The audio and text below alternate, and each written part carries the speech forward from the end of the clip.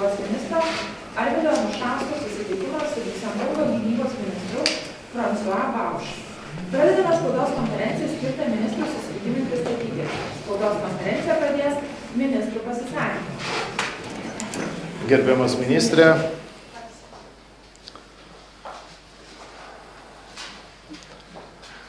NATO prieš 5 metus priėmė labai svarbų ir savalaikį sprendimą įsteigti priešakinės daugianacionalinės kovinės grupės Baltijos šalyse ir Lenkijoje.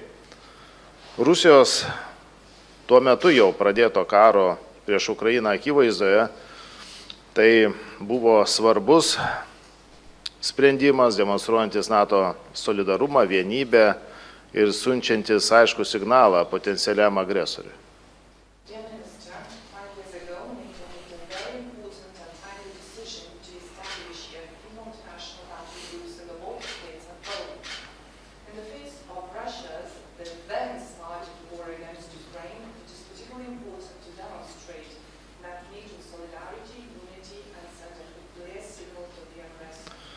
Lietuva turi ypatingą privilegiją priimti tokius puikius ir atsidavusius Liuksemburgo karius AFP batalione ir esame dėkingi už papildomus karius, kurie parodė, kad esant poreikiui pastiprinimas gali būti Lietuvoje dislokuotas operatyviai ir be abejo ir už tai, ir už visokeriopą Liuksemburgo pagalbą ir paramą Lietuvai esame labai dėkingi.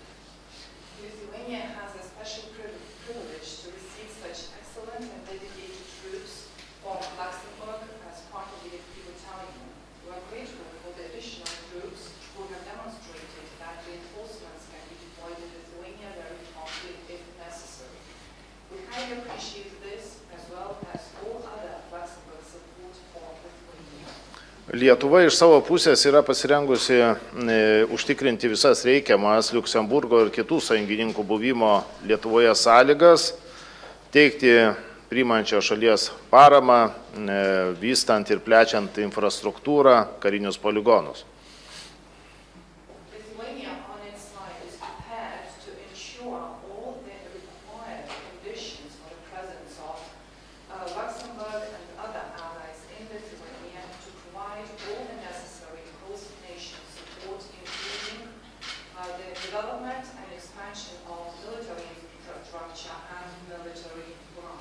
Bet Rusijos agresija prieš Ukrainą kardinaliai pakeitė regiono saugumo architektūrą ir tai turi būti lūžio taškas Rusijos keliamų grėsmių suvokime. Mes Rusiją matome kaip ilgalaikę saugumo grėsmę, kuri niekur nedings nepriklausomai nuo to, kaip pasibaigs karas Ukrainoje.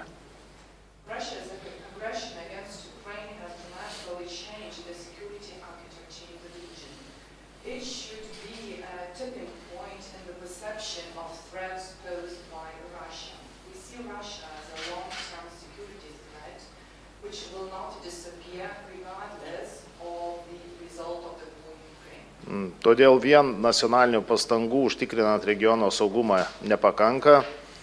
Artėjančiam Madrido viršūnių susitikime tikimės esminių sprendimų dėl NATO rytinės dalies gynybos sustiprinimo, tame tarpe ir dėl AFP didinimo iki brigados dydžio vieneto, patikimos oro ir priešraketinės gynybos Baltijos valstybėse ir be abejonės privalome sutelkti jėgas, nors mūsų valstybės nėra didelės, bet jos NATO šalis, sutelkti jėgas siekiant bendrų tikslų. Dėkoju už buvimą čia, ginant alijanso principus, vertybės ir mūsų saugumą šiandien ir ateityje.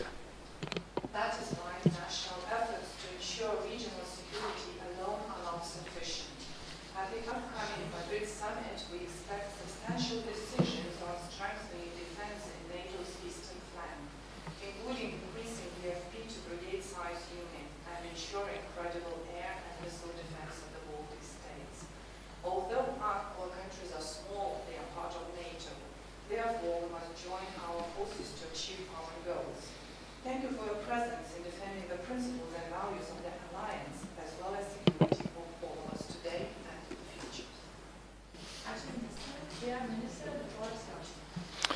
Thank you very much, dear colleague, dear Arvida. First of all, I want to thank you for your warm welcome that you offered us here in your country. And my presence here today is also an act of solidarity with you. I had the chance to visit our soldiers yesterday in the camp. And like I said to you in the meeting that we had just a few minutes ago, our presence here, our soldiers here, they are doing their duty because they defend not only your borders, but also our borders, because you are really the border of the European Union, and that must be the red line for all aggressors that are on the other side of this border. So we never doubted about that it should be necessary to send our soldiers here and even reinforce our presence here from the moment on when NATO decided to really reinforce the battle group that is presented in your country to help you secure your country and especially the borders of the European Union. So I think that we have, oh sorry, you must translate. That's okay, that's okay. So I think that our collaboration is already on some point historical, and it should continue, because we see the Baltic countries as not only important parts to defend the European Union and to secure the European Union, but also as friends, and especially because you are a country that is from the size very similar to Luxembourg. You are bigger than Luxembourg, but you are also a small country, and I see it as our duty to help especially small countries. So that's why I offered you this morning to provide you with other help, especially in the cyber domain, in the space domain, where we can provide you with a lot of services that can be very useful to do your job here and prevent the conflicts and really stop try that the borders of the European Union stay secure. Like you said it already, the aggression of Russia against Ukraine is unacceptable, and we must do everything to stop this aggression and really to try to do everything that the ideas and the wishes of the Russian leaders, Mr. Putin, and his government will not be fulfilled. So Ukraine must stay a free country, and that's why we have to work to stop this aggression. So thanks again for our collaboration that we have, and our teams will stay in close contact in the next months to really deepen these contacts that we have. Thank you.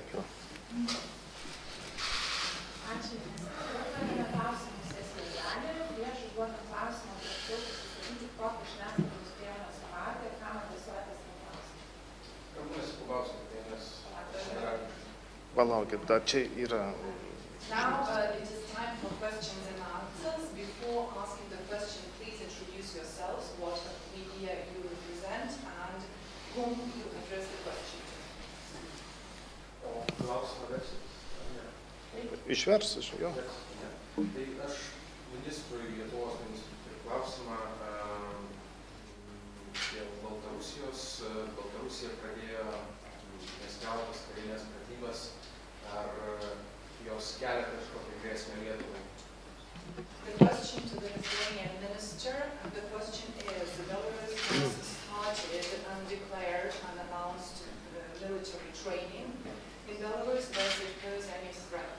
Na, aš turiu pasakyti, kad šiandien ir mes pradėjom pratybas, ko gero ne mažesnės, dalyvauja 3000 karių.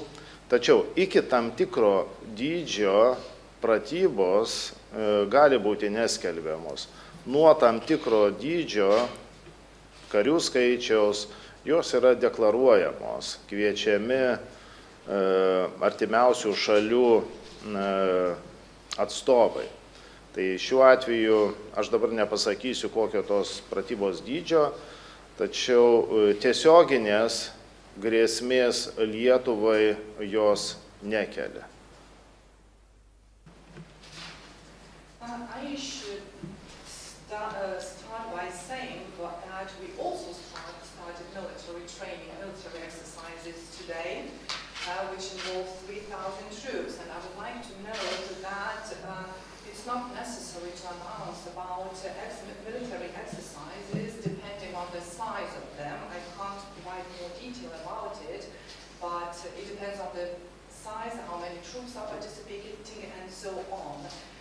Usually the representatives from the nearby countries are invited to such exercises. And in this case, I don't think that these exercises in Belarus pose any direct threat to Lithuania. Ačiū. Kitas klausimas, next question. It's okay. I'm someone from Klaus, which is it's journalists. Our defense minister said we need to do everything in order to prevent much more suffering in Ukraine. I've been asking this question yesterday to your Latvian homologue. Do you think that we do enough? I think militarily we do quite substantially something, but financially there have been always discussions in Luxembourg that we could have more. For instance, the finances of oligarchs from Russia to make it much more transparent, and other questions such as the vote for a gas embargo from Russia and Luxembourg that could be imposed. So do you see that, and could you give your thoughts on that, please?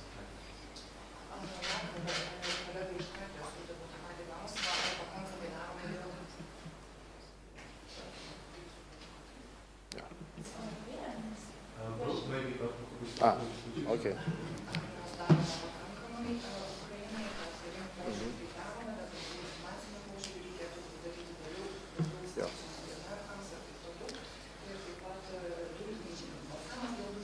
Supratau. Dėkui. Tai atsakysiu galbūt taip, ar pakankamai daroma. Šeštasis sankcijų paketas išspręs tikrai nemažai dalykų, dėl kurių mes gal ir turėjome tam tikro nepasitenkinimo, nes netiesiogiai Rusija tebebuvo finansuojama per energetinius resursus. Tačiau priėmus šeštą paketą per tam tikrą laiką to neliks. I should say that the sixth package of sanctions would resolve the issues which we were dissatisfied with previously, and we know that Russia was indirectly funded via energy sources, so the sixth package of sanctions should resolve the situation.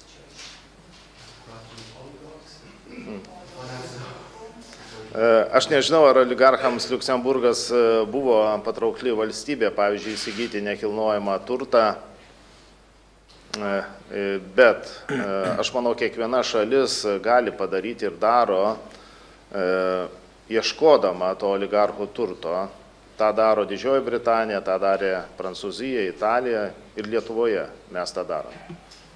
I don't know whether Luxembourg is an attractive country for oligarchs, and I don't know whether it's attractive for buying real estate there, but I believe that every country can do a lot, and the UK, France, Italy, and Lithuania has already done a lot in tracking the property owned by oligarchs.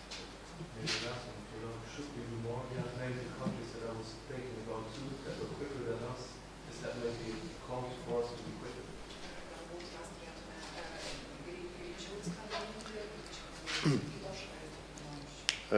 Na, greičiau. Norisi visko greičiau, tačiau kiekviena šalis turėjo savo ir tebeturi savo įstatymus, savo nuostatas. Na, pavyzdžiui, kai kurios šalis Rusijos oligarkams laisvai suteikdavo ne tik vizas, bet ir pasus gyventi tose šalise nuolat. Tai aš manau, kad bent jau tas nuostatas dalis valstybių, tame tarpe ir Latvija, mūsų kaimynė, peržiūrėjo. Certainly, we would like everything to be much faster, but different countries have different laws and different provisions embedded in these laws. As you may know, some countries even provided Russian oligarchs not only with visas but passports for permanent residence. And now some countries, including our neighbor Latvia, have been reviewing these provisions. If you allow me, I can maybe add something on this. I think it's very important that we have a common European approach in regarding the sanctions on everything what we are doing. And I must say that if you look at the decisions that have been taken about the sixth package of sanctions now, I think it's a good package of sanctions, but I'm not so happy about, for example, that there had been made exceptions for one or two countries, for example, for Hungary. So that Putin only fears the common approach, and having really a very strong common approach, and that's we must always keep in our mind. Not one country in Europe will be strong enough to really apply the sanctions and apply measures against the regime of Putin.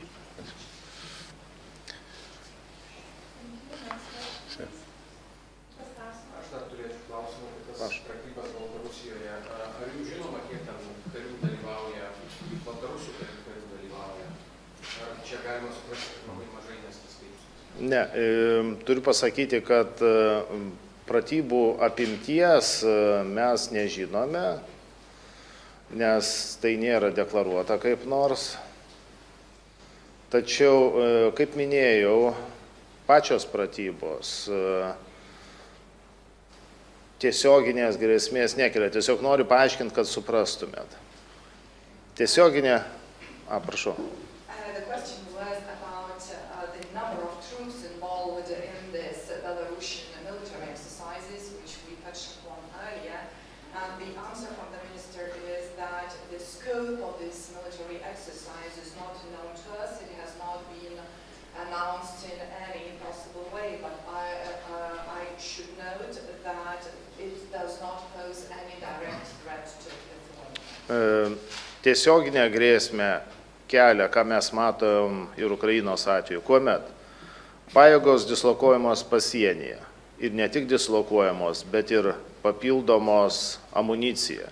Ir ne tik amunicija, bet ir pritraukiami logistiniai daliniai. Ir ne tik logistiniai daliniai, bet ir kūro bazės steigiamas. Ir taip toliau, tai yra didžiulė veiksmų seka, iš kurios galima suprasti, kad ruošiamasi tiesioginiai agresijai. Ir tai nėra pratybos. Taip, išvirs. And the direct threat is posed when the troops are deployed and built up at the border, and not only the troops, but also ammunition, not only ammunition, but also logistic units as well as fuel bases are deployed at the border. And there is a certain sequence of actions which shows preparations for the aggression, and this is not about military exercise.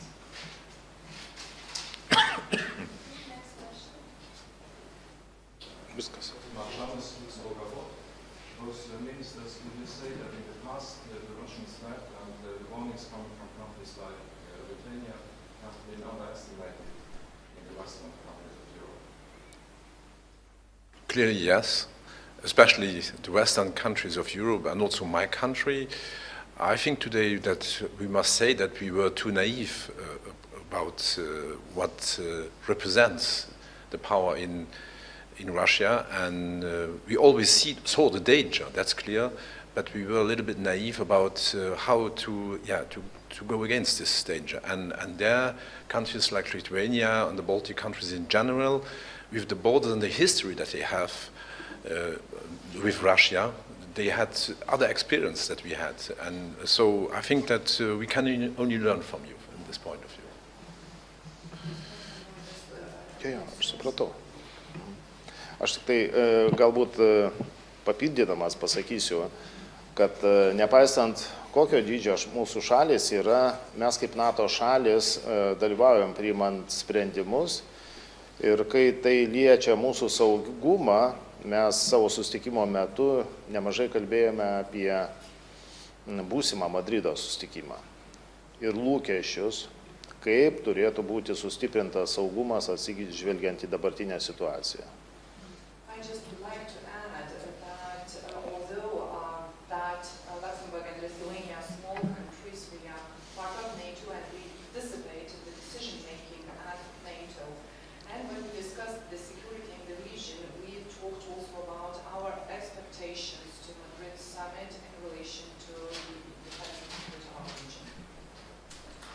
Viskas. Tai prašom, paskutinį.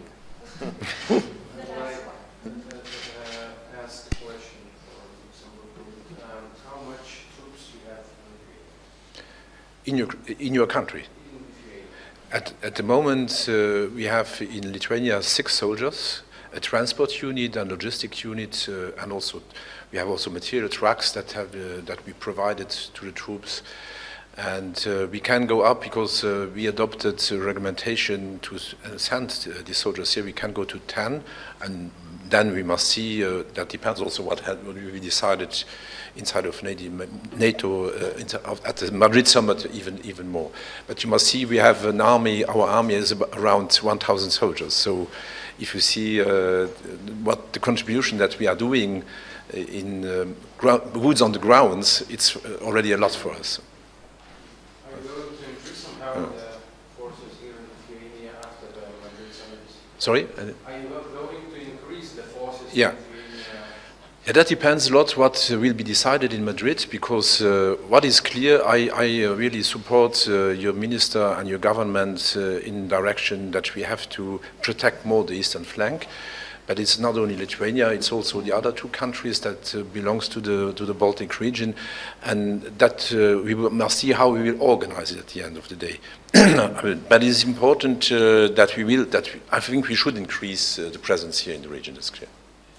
Aš tik tai gal pridėsiu, kad Liuksemburgas yra ta šalis, kuri nuolat siunčia karius į FP batalioną nuo FP bataliono susikūrimo. I would like to know that Luxembourg is the country which has been deploying its troops to the FP battalion since the very establishment of this